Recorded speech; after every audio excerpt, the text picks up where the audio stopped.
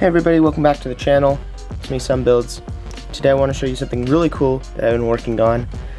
Honestly, I think it's super cool. Basically, what it is a rotary subwoofer. A rotary subwoofer is basically like a normal subwoofer like this. It's just a normal speaker that moves back and forth, just as a normal speaker pushes air. This one, it takes an idea of the fan blades, like this, and you know how they at an angle, and the more angle they have, the more air they push. Well, this takes an idea, and I saw it on a YouTube channel, and this guy, he hooked up a speaker to a system of linkage arms, and he did not use Lego, but I did. And basically, as the piston moved in and out, it changed the pitch of the blades. And the idea was, this is no push, air in, air out.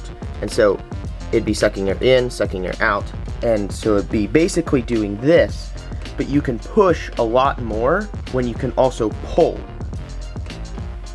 So the way this thing works is you put this thing inside of a cabinet. This is a proof of concept model. Is you put it inside of a cabinet and it can recreate frequencies below 20 hertz. We're getting into like starts to shake the doors, rumble the house kind of vibes. The way it's all powered is this small, it's really small. It came from this little box right here. Just a little speaker. It's the subwoofer to like you plug it into your computer kind of sound system. Really small, found it in the trash, and I thought, hey, let's make something out of this. And so the way it works, you got your speaker, then there's an amp right here, amplifier system, and then I cut this off so it would fit, but there was like a really big tube right here. And over here are the controls, super janky, auxiliary in, power in, on off, volume, bass. And we turn bass all the way up because this is the bass circuit. The way I've hooked up the system is I have this little 40-tooth gear, and we have some 3-stud long axles with a stud on this end, just for extra stability, and I've hot glued them to the center speaker cone. I did 2 for extra structural support. And what I didn't realize at the time, but is incredibly useful, is you want to get these so that when the speaker is at rest, these are perfectly level, because you don't want to be generating a frequency when the speaker's not moving. And what I didn't realize is that I can adjust these to the correct point. Now, if I just used a straight axle right here, I would be limited to 1 stud or a full stud of distance, and you can see that's quite a lot, at least in a speaker, because they're moving very minute amounts of distance. Now, the way that he created the up and down movement is he used something similar to this, where there's your main shaft. This is the leftovers of mine that moves up and down with the speaker, and then it connects to a linkage, which then twists these around. So like, imagine as this goes up, there's a little arm, like an arm that looks like this. So as that goes up, it moves, and that will change the pitch of the blades. Now, I had an issue with this because I needed the center section to stay stationary. That's hard to say. And because it needs to attach to the speaker cone. But I couldn't get it to stay stationary while the blades are moving. And so I did some more research, and I found that there's turbines, like inside of a boat, RC boats, and they have a little system like this. The way they work is they have a stationary hub that looks like this, which is just 2 small pulley arms. And that's what stays stationary. And then they have little cams on either side that rotate around. So as this moves back and forth, you can see that it hits. It's not perfect, but it hits the sides, and then that rotates because now that's the lever arm. And the reason it works is because it's all circular. And so this can stay stationary while these move around in a circle. And it's like super good. I was dealing with this one and it was hitting all these studs and it wasn't working properly. Then the whole thing is, because you've got to have the fan mechanism, it can't just be moving in and out, it's not going to do anything. The fan mechanism is this little Power Functions medium motor, and that's hooked up to a battery box in the back, and so when I turn it on,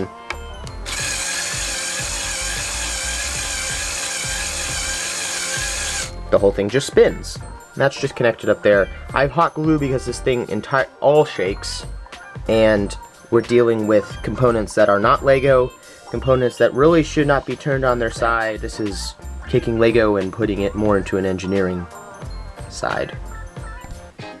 Now you probably want to see it work, so I'll plug the whole system in.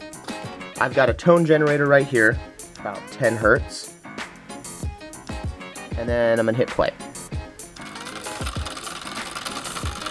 So right there, you can see it moving.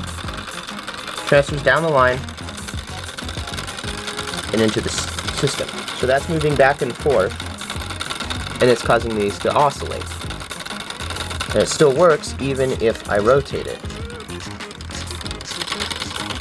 Now if I change the frequency to something higher or lower, let's go lower. Now we're at 5 Hertz. You can see it's barely moving, but if I increase the volume, you can see now we're oscillating at 5 Hertz, 5 cycles a second, and the whole system's working. Now if I increase it a little bit more, then we get more amplitude. Now I'm going to lower it down to even more. This is 2 Hertz, you can barely tell. I don't think it should go this low. But you can see it does work. Very slow. But the more you increase it, this is 4, 5, 6, 7, 8. Just turning the volume down. 9, 10. We'll put it at 10 because that's what I like it at. And then we'll turn on the motor.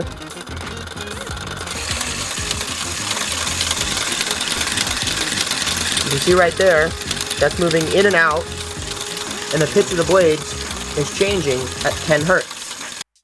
Now this whole system was because I wanted to make a rotary subwoofer, but I couldn't figure out how to do it in Lego. And what I would have had to do was drill a hole straight through this speaker. The current method of making a rotary subwoofer is drilling a hole straight through the speaker, out the back, hooking up like a pull, oh my gosh, that's warm. It's hooking up a pull supply motor, like just a pump motor, running it through the back, running a shaft out, running that helicopter style mechanism through the front and out. And I didn't want to damage a speaker permanently. I didn't want to have to drill a hole through it. So I was trying to figure out ways that I could not do that. And I came up with the turntable method, which I'm going to figure out how to make work even better. But basically, this is stationed right here, and then we have, this is how we would turn the motor, turn the whole base. Because that's stationary, but we needed this to move. And then everything's built off of that, and then the center shaft is perfectly fine. That's how the whole system works. It's incredibly simple. I want it to go faster and I want bigger blades, so what I might do is try 3D printing it, and that should possibly work better. As always, if you have any ideas on how this could work even better, because I know many minds are better than one, hit me up in the comments. I always like to look at them. Anyways, I hope you guys enjoyed watching this. I enjoyed making it. It was really fun little cool project. Yeah, hope you like it. If you really do like it, I love subscribers and I love views. Super cool. We actually hit 2,000 views on the engine video. That makes me really happy. Anyways, hope you guys enjoy this, and I'll see you guys in another video. Bye.